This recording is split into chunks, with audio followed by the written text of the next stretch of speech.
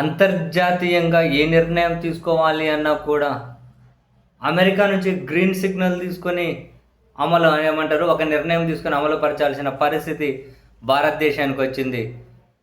మరి ఈ దేశ నాయకత్వం అమెరికాని అడిగి నిర్ణయాలు ఎందుకు తీసుకుంటున్నారో ఎవరికి వీళ్ళు దేనికి సమాధానం చెప్పరు. కోర్స్ ఇటువంటి వాటికి సమాధానం ఆశించకూడదు కూడా. రష్యా నుంచి చమురు కొనొద్దు అని అంటే సరే కొనరు. సరే రష్యా నుంచి చమురు కొనుక్కోండి పర్మిషన్ ఇస్తామంటే సరే కొనుక్కుంటాం. ఇంతేనా? ఇటువంటి నిర్ణయాల ద్వారా వీళ్ళు ప్రజల మీద తీవ్రమైనటువంటి భారాన్ని పెడుతూ ఉన్నారు. దేశానికి ఆర్థికంగా ఒక పెనుభారాన్ని మిగిలిస్తూ ఉన్నారు. రష్యా నుంచి భారత్కి చమురు కొనేటప్పుడు ఎప్పటి నుంచో సంబంధాలు ఉన్నాయి. రష్యా చాలా నమ్మకమైన మిత్రుడు, భారత్ని చాలా విశ్వాసపాత్రుడిగా చూస్తూ ఉంటారు. కానీ ఏం జరిగింది?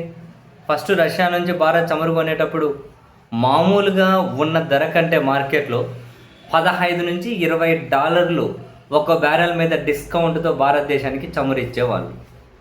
మనకి చాలా ఉపశమనం కలుగుతూ ఉండేది. డిస్కౌంట్తోనండి, $15 నుంచి $20 డిస్కౌంట్తో రష్యా చమురు అమ్ముతూ ఉండే. తర్వాత ఏమైంది? మొన్నటికి మొన్న అంటే ఇరాన్తో యుద్ధం ఇంకా స్టార్ట్ అవుతుందనే ఒక వారం రోజుల ముందే అనుకుంటా ఏమైంది? డైరెక్ట్ అమెరికా అధ్యక్షుడు ప్రకటన చేశారు, భారత్ రష్యా నుంచి చమురు కొనబోవడం లేదు, పూర్తిగా ఆపేస్తున్నారు అని అమెరికా ప్రకటించింది, మనం చమురు కొనడం లేదు అని. దాని మీద మన నాయకత్వం కిక్కురు మనలే, మొత్తం మీద రష్యా నుంచి చమురు కొనకుండా వీళ్ళు ఆగిపోయారు. తర్వాత ఇరాన్ యుద్ధం వచ్చా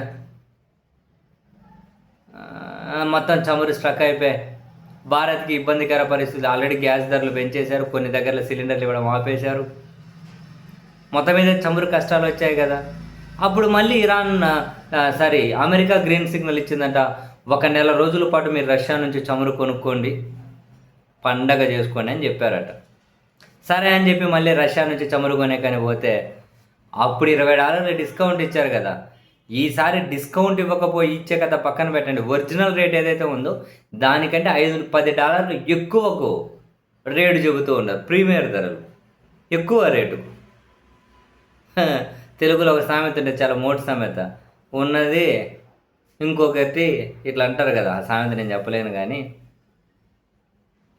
$20 డిస్కౌంట్తో చమురు కొనే దగ్గర నుంచి ఉన్న ధరలో $20 డిస్కౌంట్తో ఇప్పుడు ఉన్న ధర కంటే $10 ఎక్కువ పెట్టి కొనాల్సి వస్తుంది. సరే ఇప్పుడు మార్కెట్లో ఇబ్బంది ఉంది కదా, ప్రపంచ దేశాల్లో కొనక తప్పదు అనుకునే లేదు. ఇక్కడ ఫస్ట్ నుంచి మనం రష్యాతో ఇలానే కొంటూ ఉన్నాం అనుకోండి, ఇటువంటి యుద్ధం లాంటి పరిస్థితులు ఇచ్చిన రష్యా అదే ధరకే ఇచ్చు కదా, రేట్ అయితే ఏం పెంచరు కదా. మనతో ఎప్పుడు రష్యాకి ఏం ఆడలేదు కదా. మొదలు ఆపేశారు అమెరికా చెప్పిందని, మళ్ళీ అమెరికా చెప్పింది మీ దగ్గర కొనమంటున్నారని పోతే సరే కొను, ప్రీమియర్ ధరకు $10 ఎక్కువ ఇచ్చుకున్నా అంటుంది రష్యా. కొనక తప్పదు, ఎందుకని లేదు. మరి ఏం నిర్ణయాలు చూడండి. ఒక దేశము, ఇంత పెద్ద దేశము, ఎంత గొప్ప ఏమంటారు చారిత్రాత్మకమైన నేపథ్యాలు, బంధాలు, ఫ్రెండ్షిప్లు కొన్ని కీలక దేశాలతో ఎస్టాబ్లిష్మెంట్ చేసుకున్న దేశం ఇప్పుడు అమెరికా కనుసన్నలోకి వాళ్ళు చెప్పినట్లు నిర్ణయాలు తీసుకుంటూ సమరు కొనద్దంటే కొనరు, కొనంటే కొనాలి. రష్యా కానీ మరి ఏం చేస్తారు? పుతిన్ కూడా అప్పుడు ఆమె వాళ్ళు కొనొద్దన్నావు, పోయినావు, ఇప్పుడు మళ్ళీ కొనమన్నారు, వచ్చినావు, $10 ఎక్కువ పెట్టి కొనుక్కో అంటున్నావు.